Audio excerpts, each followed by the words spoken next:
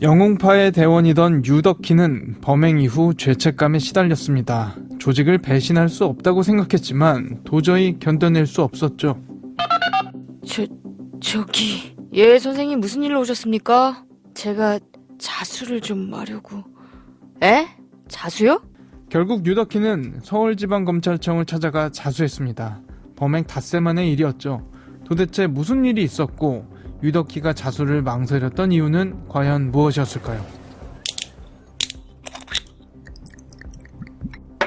이제 우리 정말 한 배 탄 거다. 다른 생각들 할 생각들 말어. 그래, 종길이 죽은 건 나도 애석하게 생각해. 하지만 이미 벌어진 일이고 우리만 입 다물면 아무 일 안 생길 거야. 그게...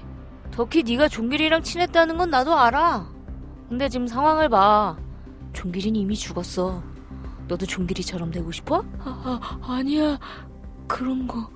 형님, 저 자식 경찰한테 다 꼰지는 거 아니에요? 덕희, 너 우리 배신할 거야? 아니라니까. 그냥 지금 좀 놀라서 그래. 아무래도 불안한데? 덕희, 너 아무래도 안 되겠다. 우리한테 배신하지 않겠다는 증명을 좀 해보여야겠어. 뭐? 증명? 도대체 이들 사이에 무슨 일이 있었던 걸까요? 그리고 유덕희는 이 상황을 모면하기 위해 과연 어떤 증명을 해보였을까요? 정말 상상할 수도 없는 아주 끔찍한 일이 벌어졌다고 하는데요. 사건 엑스파일에서 이 사건 자세히 짚어보겠습니다.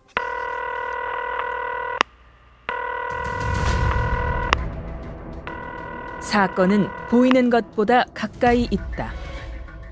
이원화 변호사의 사건 엑스파일. 안녕하세요. 이원화 변호사의 사건 엑스파일 이원화입니다. 오늘도 로얄 법무법인 이현태 변호사와 함께합니다. 변호사님 어서 오세요. 안녕하세요. 로얄 법무법인의 이현태 변호사입니다. 최근 MG조폭 전성시대라고 해서 뉴스도 많이 나오던데 예전 조폭들과는 수법이나 조직 면에서 차이가 많이 나는 모양이더라고요. 올해 들어 검거된 조폭의 연령대는 MG세대가 71.4%로 대부분을 차지했다고 합니다.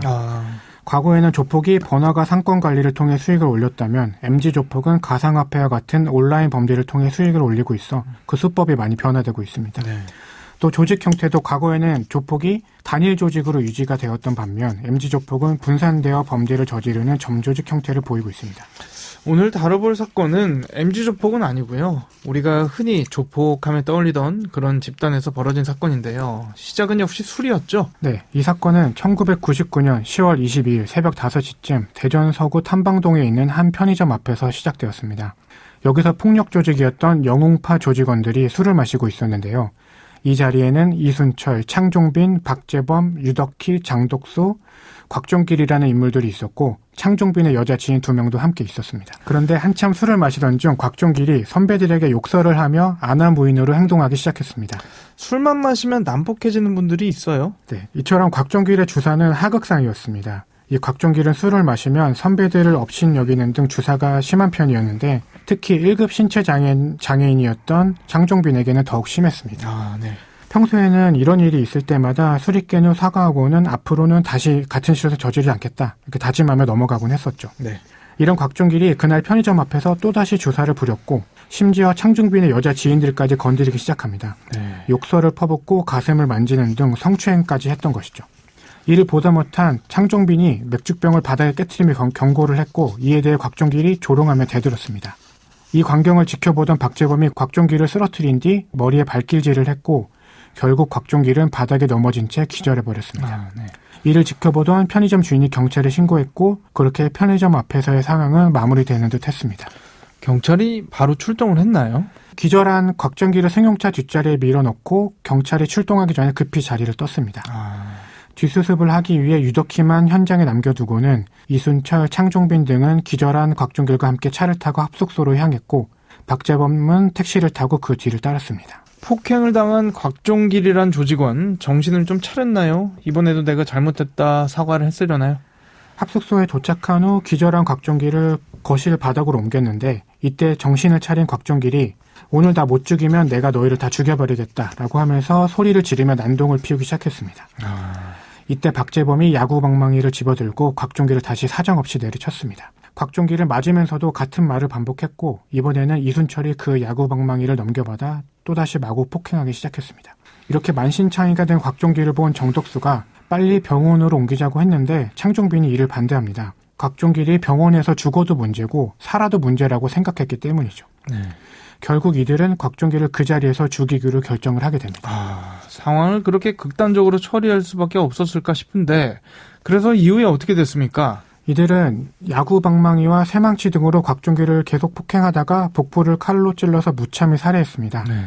여기서 그치지 않고 회칼 3개를 이용해 욕실에서 시체를 토막을 내고 이빨, 지문까지 없애는 등 해체극을 벌여 최대한 범행 흔적을 없애고자 했습니다.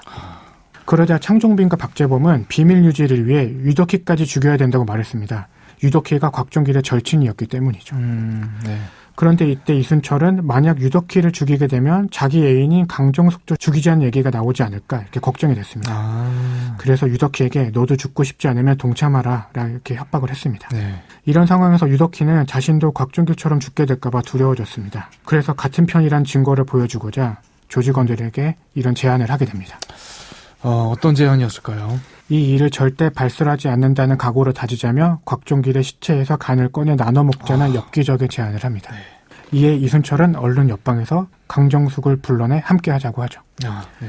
그렇게 곽종길의 시체에서 간을 꺼낸 후 조직원들은 모두 한자리에 모였고 조각낸 간을 소주와 함께 나눠 먹으며 이 비밀을 무덤까지 가지고 가자며 맹세합니다.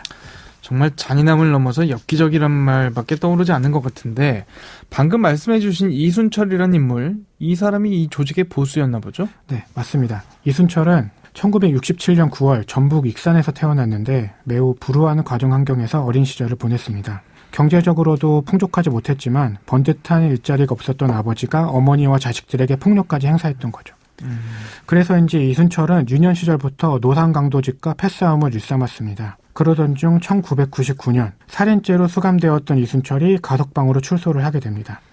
그리고 이순철은 출소하자마자 소년원에서 만난 친구와 후배들을 불러 모은 후 이 폭력 조직인 영웅파를 결성하게 됩니다.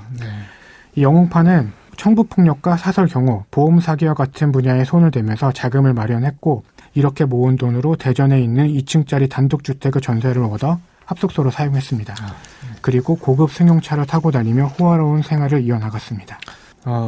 살인 전과가 있었던 인물이다 이런 얘기가 있는데요. 네, 이순철이 첫 번째 살인을 저지른 건 그가 22살이었던 1989년이었습니다. 소년원 동기들과 광양의 한 나이트클럽에서 술을 먹다가 다른 일행과 시비가 붙었는데 상대방 중 한 명이 낫을 들고 달려들자 이를 본 이순철이 칼을 꺼내 그의 허벅지를 칼로 찔렀고 그 상대방은 결국 과다출혈로 죽게 됩니다. 이 일로 이순철은 징역 12년형을 선고받고 복역하다가 10년 8개월 만인 1999년 5월 27일 가석방으로 출소하게 됩니다. 네. 살인은 이때가 처음이었지만 사실 이순철은 13살 때부터 소년원을 들락거렸습니다.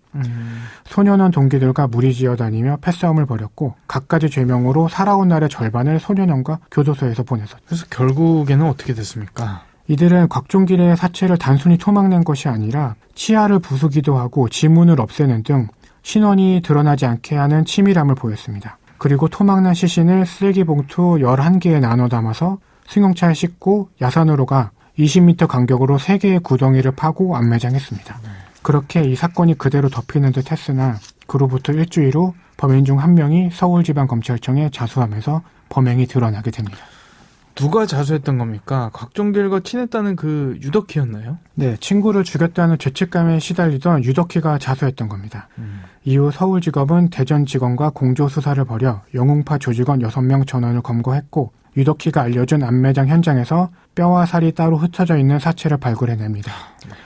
그리고 이들의 합숙소를 압수수색해서 200여만 원의 현금과 수표, 예금 통장 13개와 칼, 야구방망이 등 범행 도구를 압수했습니다. 네, 재판은 어떻게 진행됐죠? 1심에서 재판부는 이순철, 박재범, 창종빈에게는 무기징역, 정덕수에게는 징역 25년형을 선고했습니다. 네. 또 원만식과 유덕희에게는 징역 8월과 징역 2년, 그리고 이순철의 동거녀인 강정숙에게는 징역 1년에 집행유예 2년을 선고했습니다. 그런데 항소심에서는 이 두목 이순철에 대해서 1심보다 높은 사형을 선고했습니다. 다른 피고들에 대한 형은 그대로 유지가 됐고요. 어떻게 해서 뒤집혔던 거죠?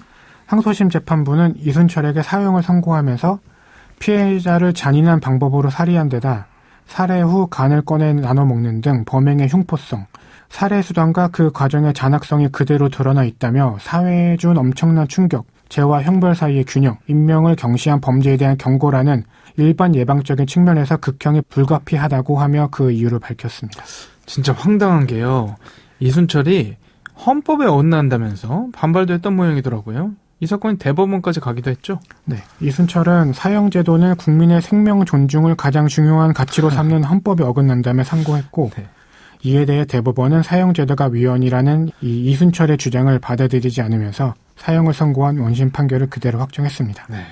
또 이순철은 사형수가 된 후 약 7년간 3번의 자살 시도와 2번의 탈옥 계획을 세웠다가 적발되기도 했습니다.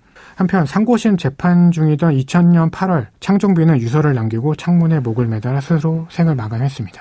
유서에서 특이한 점, 눈여겨볼 만한 대목이 있었나요, 혹시? 창종빈이 남긴 유서에는 이렇게 적혀 있었습니다. 이순철은 제가 시켜서 한 일입니다. 이순철을 살려주십시오. 이순철은 정이 없이 자라서 제가 살갑게 대하니 저에게 정을 주고 제 말이라면 다 들었을 겁니다. 라고요. 네.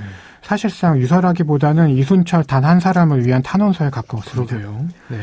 그리고 이순철은 이 유서를 근거로 사건 발생 10년 만인 2019년 12월 본인은 주범이 아니다라고 하면서 재심을 청구하게 됩니다. 재심이요? 재심 어떻게 됐습니까? 물론 법원은 이순철의 재심 청구를 기각했습니다. 네.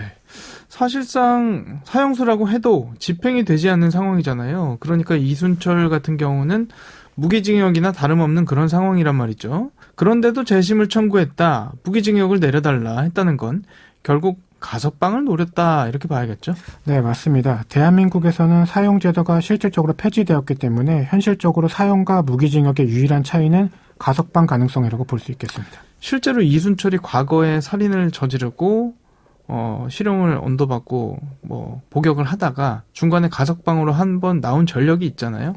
아무래도 이번에도 그런 걸 좀 고려를 하지 않았을까, 경험이 있으니까 그런 생각이 듭니다. 네. 사형수 같은 경우는 그러면은 가석방 가능성이 전혀 없다고 봐야 됩니까? 사면법에 따라서 사면되거나 감형될 수도 있기 때문에 가능성이 전혀 없지는 않습니다. 사면이 되거나 감형이 된다면 그 이후에는 또 가석방을 한번 논해볼 수 있다, 이런 말씀이시죠? 네, 그렇습니다. 사건 엑스파일 오늘 저희가 준비한 내용은 여기까지입니다. 끝곡으로 장기여와 얼굴들의 별거 아니라고 들려드리면서 이 시간 마치죠.